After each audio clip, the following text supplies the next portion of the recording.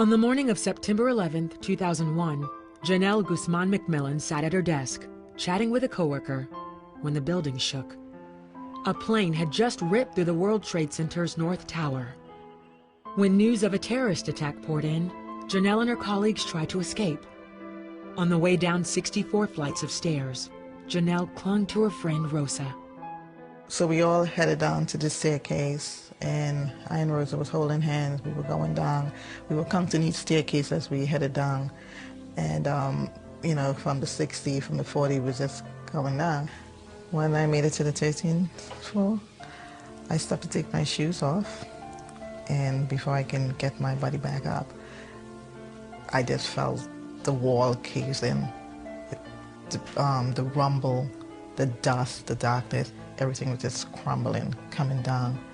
Rosa let go of my hand and she ran back up to the staircase. I turned around to run behind her, and something just knocked me back on the floor. I fell to the floor, and it just waited there until it came to a complete stop. Everything was just rumbling, the dust, everything just falling. It felt like 100 earthquakes at once. I realized that my body was pinned, that I was stuck. My head was wedged between a concrete pillar. My arms was beneath my stomach. My legs were crisscrossed. I only had my left arm loose to help myself. I tried to get up and I couldn't move. There was no space for me to even turn around my body. So it's just like I was in a moment of just like closing my eyes and don't get up and just preparing myself to die.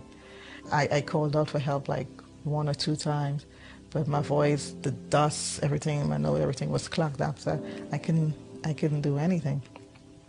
And I stood there, tried to move. I used my left hand to see what is over me, what is around me. And I felt something soft beneath me. While digging in the rubble, I felt something soft beneath me. And it felt like a body, but at that point, it didn't faze me. I wasn't afraid that, if I was lying on top of a body.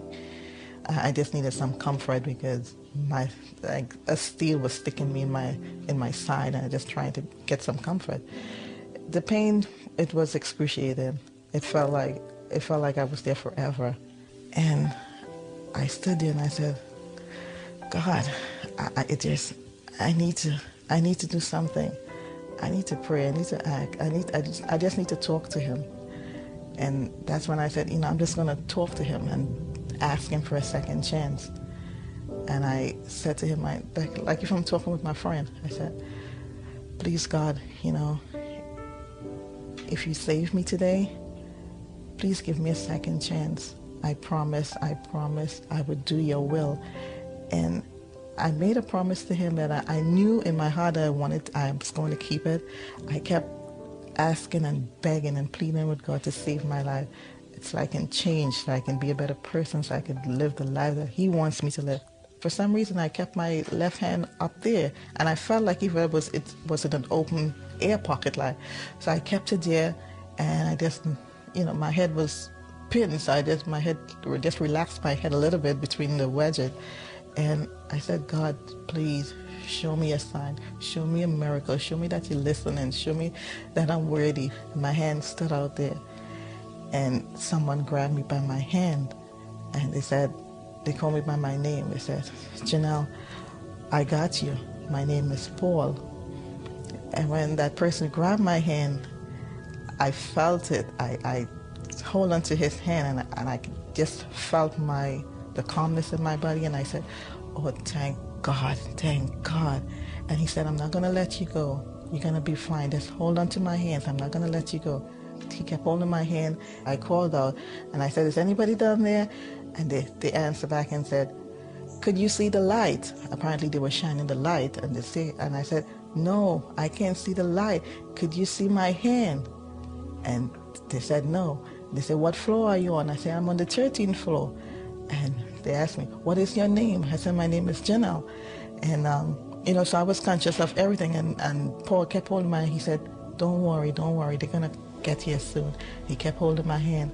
And probably like within 10, 15 minutes, I could hear the machines going off of cutting the steel above me and everything else. And then someone grabbed me by my shoulder to the back of me and started to remove the concrete by my head and pull it off my hand. And when my head was loose, my head just went all the way back, and I tried to open my eyes to see Paul, but it was just like, it was somebody over you, but it was just blurry. And I was like, oh, thank God, And I said to them, am I gonna go home? And they're like, no, you're not gonna go home, we're gonna take you to the hospital.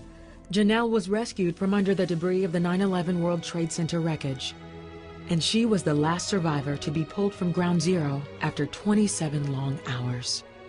She says God answered her prayer by sending an angel to sustain her. After being buried for 27 hours in the rubble, I come to the conclusion that Paul was my guardian angel, that he was the miracle that I was asking for. And being buried under the rubble made me really turn my life around and give my life to Jesus Christ that day. And I believe that this day now, I believe in miracles. I believe in second chances. And I also believe that adversity, just is a bridge to, being closer, to have a deeper relationship with God.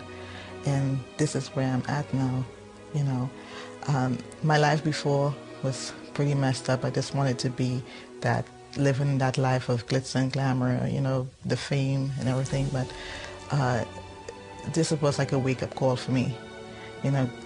God, He destined my life. I was always in control of my life. That's what I thought, that I was in control of my life. But it's not about me. It's not about what I want. It's not about what Genelle wants. It's what Jesus Christ wants of me.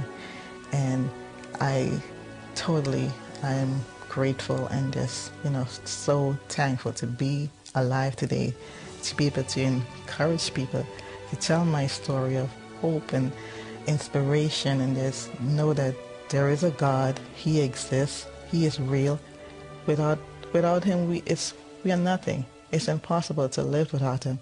And if I'm here now telling this story and sharing my testimony, it's because I know there is a plan and a purpose for me. My life here on this earth is not done.